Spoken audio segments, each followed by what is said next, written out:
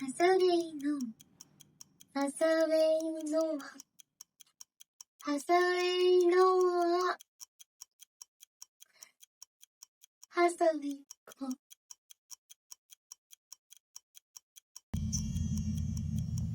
What did Gigi say to May's flower to earn herself the infamous slap? I bet he even asked you for Why is Snooze the opening song to this movie? And how did the final battle play out in a novel if Ally Zeus wasn't in it?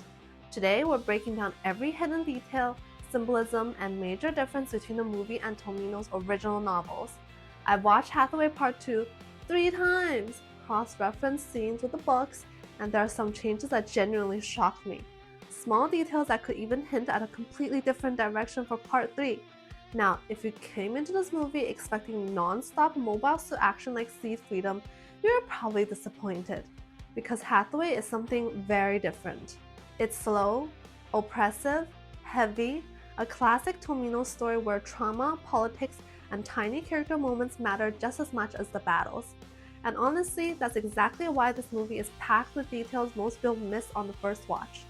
So whether you loved the film, found it confusing, or thought it moved too slowly, by the end of this video you might walk away seeing it in a completely different light.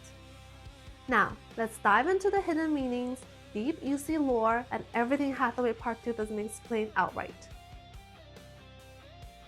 This video will contain spoilers for Hathaway Part 2, so be warned. If you haven't watched the movie yet, please don't spoil it for yourself and watch my spoiler-free movie review here. Go check it out. We open the movie not with hope, but with utter annihilation. Fabio Rivera's fake Mafty forces are wiped out almost immediately by Kimberly's Earth Federation Air Corps, now deployed to crush anti-Federation resistance in Australia, while Kenneth takes command in Davao. And right away, we have our first difference with the book. In the novel, we start with Gigi coming out of the shower in her seaside cottage. Here, we're thrown into the frontline POV, through the eyes of a soldier whose only mission is to record what's happening. Not to fight, not to survive, just to document Federation mobile suits crushing resistance, so the footage can be broadcast to the world as proof of their brutality. And then it happens. A Gustav Karl steps over the camera. A moment of sheer insignificance, except it isn't. The machine doesn't even acknowledge what is crushed beneath it. Even the brief static interference, likely Minovsky interruption, only adds to the chaos. Like the signal itself is being erased along with the people. What a cool Easter egg for those who love MS Tech War. It's a brutal opening statement. In this war, the Earth Federation doesn't just defeat its enemies, it erases them. After the intro, we lead into the main story, in the middle of Arafura Sea, with the Earth Federation naval forces being ordered by Kenneth to search ocean area for Mafty ships. We see a scout plane fly over the Valiant because from the outside, it looks just like a normal cargo ship, while all the MSs are hidden under the deck. We see the crew discussing whether to support the fake Mafty forces in Olenbelly, and if they do, this will make up the bulk of their next mission. The second difference with the novel is here. This is a completely new character who was not in the novel at all. Can you guess who? Fortune the cat! At first, it feels almost insignificant, just a small, quiet, furry addition. But the film doesn't introduce things like this by accident. Its presence ends up carrying weight later, subtly hinting even the smallest lives in the story are tied to outcomes we don't fully understand yet. Watch till the end of the video to find out why. Meanwhile, Hathaway is nowhere to be seen. He's isolated, slipping further into his own mind, and the film lingers on this haunting shot of curtains drifting through an empty room. Beautiful, but suffocating. It reflects everything inside him, his longing for freedom and his deep-rooted fear of drowning, of being trapped again in his own trauma. Even when the windows are open, it doesn't matter. He's still alone inside himself.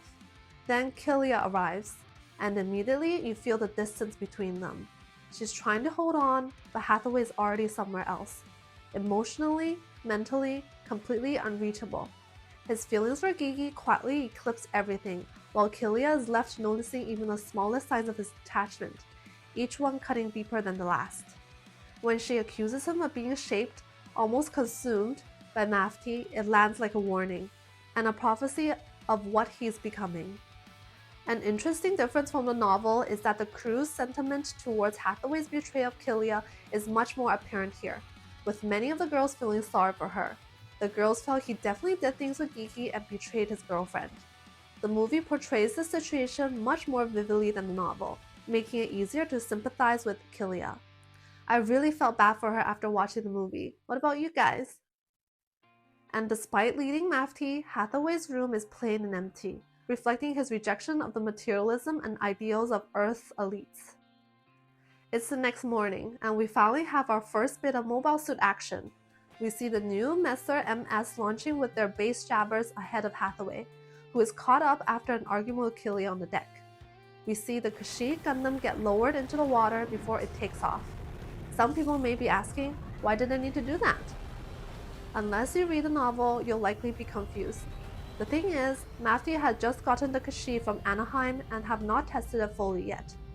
Page 17 of the novel reads, submerging the Gundam as he had done was the quickest and easiest way to check if it was fully airtight, not to mention the barrier's functionality. So yeah, there's a very technical reason for this. Very Gundam, right? Right after Hathaway launches, we see Killia telling the captain that she needs to talk. While her dialogue is very vague here, her conversation with Elam hints that this is the point where she made up her mind to quit Mafty, which we will see later. This brings us straight into the film's first insert song, and I'll be honest, I was skeptical at first. When Bandai announced Snooze as the opening, it just didn't feel like Gundam to me. A Western pop track for Hathaway? It felt completely off. But then you actually sit with it. Watch the opening, listen to the lyrics, and suddenly it starts to click. On the surface, it's smooth, even flirtatious, but underneath, there's something far more unsettling hiding in it. What looks like a simple love song at first actually starts to feel a lot darker the more you listen. Instead of romance, the lyrics hint at something unstable, almost toxic, where affection and control start to blur together. And suddenly, it fits multiple characters in the story. Hathaway and Killia immediately come to mind. He's chasing Mafty's goal at any cost, while she's quietly sacrificing pieces of herself just to stay close to him. And then there's Gigi, willing to walk away from a life of luxury for something far more dangerous and uncertain. Even the visuals reinforce it. The spiraling Uzumaki motif slowly pulling everything inward isn't just aesthetics. It feels symbolic. Spirals in Japan's storytelling often represent obsession, inevitability, and self-destruction looping back on itself. If you've ever read Junji Ito's manga series, you'll know exactly what I'm talking about. So when you connect with the lyrics and Mafty's fate, it stops feeling like a song choice and starts feeling like a warning for what's to come. Throughout the film, the name Quacksalver is brought up multiple times, like when Fabio Rivera requests a formal position within Mafty. However, we don't get any explanation on who he even is. You'll only know this if you've read the novel, but Quack, the mysterious, short-tempered, former Earth Federation general pulling the strings from the shadows as the brilliant mastermind behind the anti-Federation movement, Mafty. Using his high-level military and Anaheim electronics connections, he expertly organizes supply lines while hiding behind a code name that literally translates to Quack Doctor. Drop a comment below with your wildest theories on his true identity and what role he'll play in Part 3. We now arrive at a very controversial scene in the movie. It's Gigi's Barbie dream house makeover scene. People may be wondering why do we spend so much time on this scene. This part was in the novel too, but the director painstakingly put it even more detail in the movie. I believe there's a lot of symbolism and hidden meaning here, so let's go over it right now.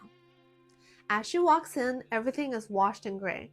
Even the people around her feel colorless. And then you keep cutting back to that open blue sky, like freedom existing just outside her reach. It's the perfect visual split. Luxury on the outside, emptiness on the inside. And that emptiness, Gigi tries to fill it. Furniture, decorations, anything to inject life into a space that feels more like a cage than a home. One surprising moment from the novel shows Gigi with a maid who openly asks for tip. Gigi takes offense, then escalates it drastically, offering extra money just to have her fired. and even pushing to block people of the manager's ethnicity from being hired. It feels less like a simple conflict and more like Gigi reacting to people trying to push into a high society she sees as artificial and controlled. What's striking is how minor this is in the story, yet the film still chose to animate it. And that's exactly what makes the movie's attention to detail so unsettlingly impressive. Then our second insert song kicks in, Circe, and suddenly everything becomes clear. This isn't just decoration, it's longing. Longing for Hathaway and freedom, what her heart truly desires. I noticed the movie adaptation changes and expands several scenes from the novel, especially around the romance and smaller character details. For example, when Gigi calls Hathaway and Professor Manson answers, the novel barely explains what happens. I just assume the message eventually reached Mafty. The movie fills in those gaps with extra shots showing he is far from an ordinary botanics professor.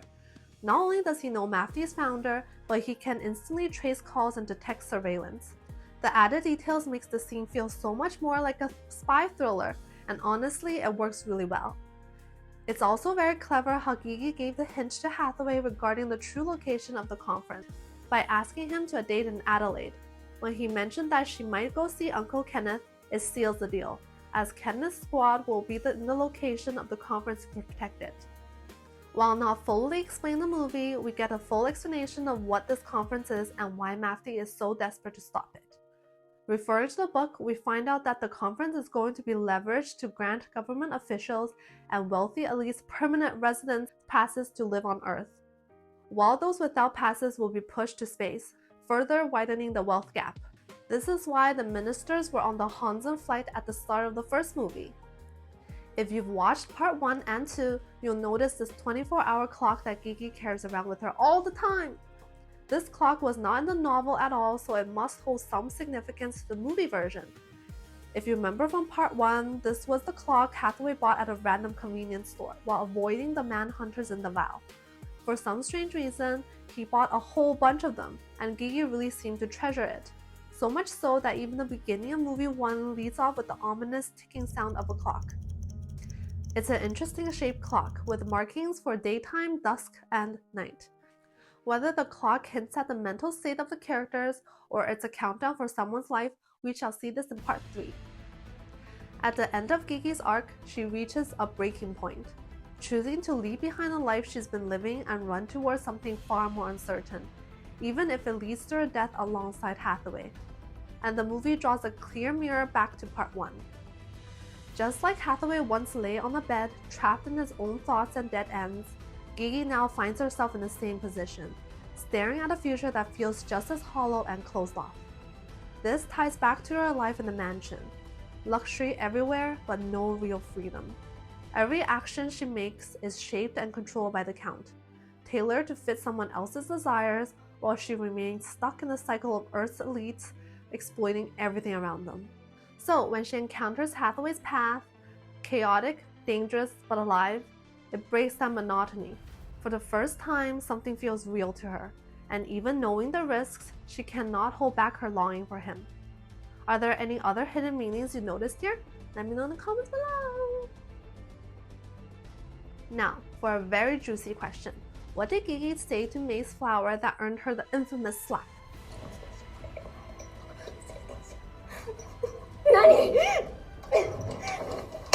This wasn't clearly portrayed in the movie, but it was written out word for word in the novel. And let's just say, I can't exactly read it out loud for you on YouTube. I'll just drop the full line here and let you see it for yourself. Very spicy. Where did Gigi learn to talk like that?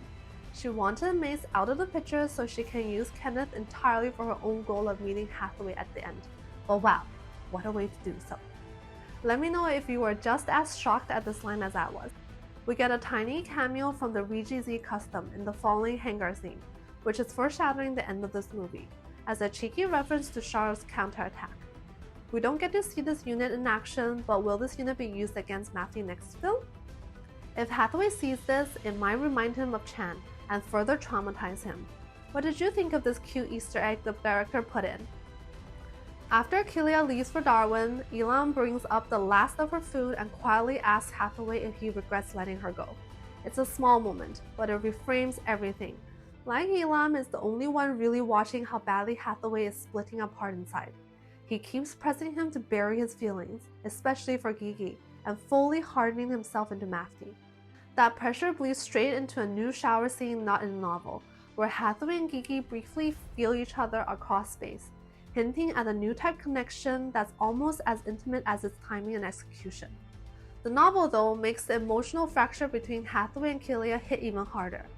They can't marry because she's an undocumented Earth resident, and once Hathaway learns the truth about the Federation through Quacksalver, he commits to Mafty, slowly drifting away from her as she's forced to follow in a supporting role. In the book, the relationship is left more ambiguous, but the film turns those unspoken tensions into something far more direct and far more painful. After the breakup and resupply, Hathaway's group splits from Gorman's team as they head towards the wall to secure new mobile suits. Right after launch, we even see Fortune sneak into Hathaway's Kashi Gundam and hide inside the cockpit. And if you know what that cat represents, that detail hits a lot harder than it looks. Fortune essentially leaves the ship right before it goes down. Since Fortune doesn't exist in the novel at all, it raises a big question. Could having him by Hathaway's side actually change how Part 3 ends? We'll have to wait and see. At Alice Springs, Hathaway gets hit with the news. The Valiant has sunk, and 2 of his comrades are confirmed dead.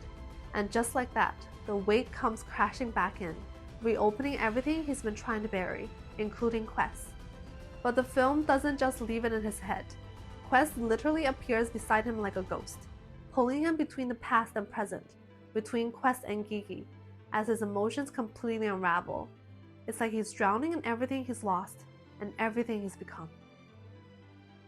And instead of keeping it internal like the novel, the movie makes it physical. He knocks over the drinks, snaps, and lets out a raw, broken cry. Wham! But in the novel, it's much simpler. It's just Hathaway hitting pure emotional overload.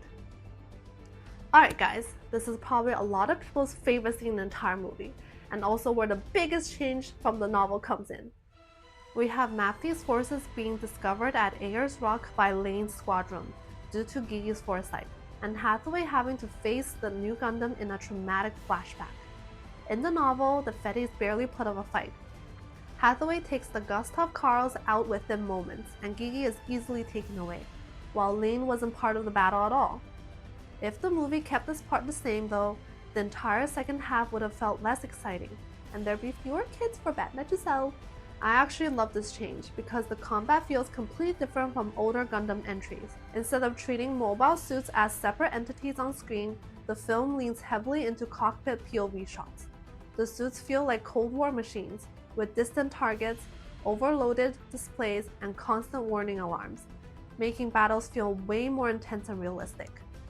I, for one, loved the addition of the Alizus. It brought a much more needed epic conclusion to an otherwise dialogue and story-heavy movie. Aside from having the silhouette of the Penelope, it represents much more to the story. However, since it's a newly added battle for the film, Lane is bound to be defeated. A training machine naturally stands no chance against an enraged Hathaway after all. Yet this training machine is surprisingly tough. It actually took so many shots from Kashi, and the core Gundam inside could still eject completely undamaged. The moment that Gundam appears on the screen, Hathaway's trauma comes rushing back instantly, and I think the movie handles it brilliantly. Not only do we get these gorgeous remastered flashes of Char's counterattack that longtime UC fans will recognize immediately, but the scene also quietly answers a debate people have had for years. Does Hathaway follow the Beltorchika's children timeline or the movie version of CCA? Well, with Chan's appearance, the film basically confirms its continuing from the movie continuity. Then the scene gets really interesting. Hathaway begins debating with Amuro, but if you pay attention, Hathaway is no longer standing in his own shoes. He's standing where Char once stood. The dialogue and framing almost mirror Char and Amuro's old arguments, except now Hathaway is the one questioning Amuro's ideals. Because from Hathaway's perspective, what did Amuro actually change? 12 years after Char's rebellion, Earth is still arguably worse. Corruption is everywhere, people are still oppressed, and humanity never reached the understanding Amuro believed in. So Hathaway, who sacrificed everything and taken on the burden of leading Mafty, starts leaning closer to Char's worldview. and maybe even carrying resentment towards Amuro for preserving the system. And I think all of that bottled up frustration explodes during the battle with Lane. Poor guy. At that point, Lane isn't just fighting Hathaway, he's fighting someone carrying years of trauma, guilt, and unresolved anger from Char's counterattack, which is probably why Lane gets absolutely overwhelmed. Seriously, the whole sequence feels less like a mobile suit fight and more like Hathaway finally unleashing everything he's been holding in for over a decade. And it was incredible to watch. Right after Lane's defeat, Gigi appears and somehow reaches Hathaway before anyone else. Almost like her Newtype intuition led her straight to him. She uses being a hostage as an excuse, but it's obvious, she wanted to see Hathaway. Then the movie drops one of its biggest changes. The clock from the beginning reappears, confirming Gigi never forgot him. I found it super cute how Gigi hid all her personal belongings underneath the sandwiches she prepared for the soldiers. This is followed by a kiss that completely removes the vague ambiguity of their relationship from the novel. To me, this is basically her confession. With Sweet Child O' Mine playing over the ending, it feels like Gigi becomes a rare source of comfort for Hathaway, someone pulling him away from years of trauma, depression, and even Quess's shadow. And that's what makes the ending so interesting.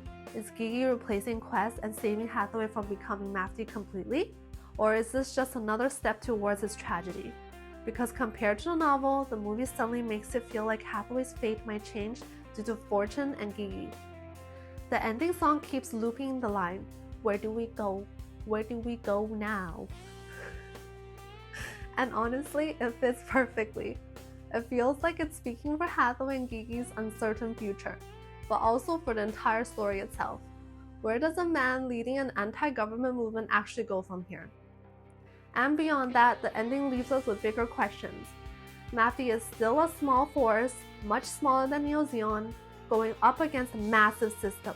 How far can they really push before breaking? We also get quick teases for what's next. Kenneth watching the mysterious defense system in Adelaide being constructed, and the looming storm of the next movie already set up.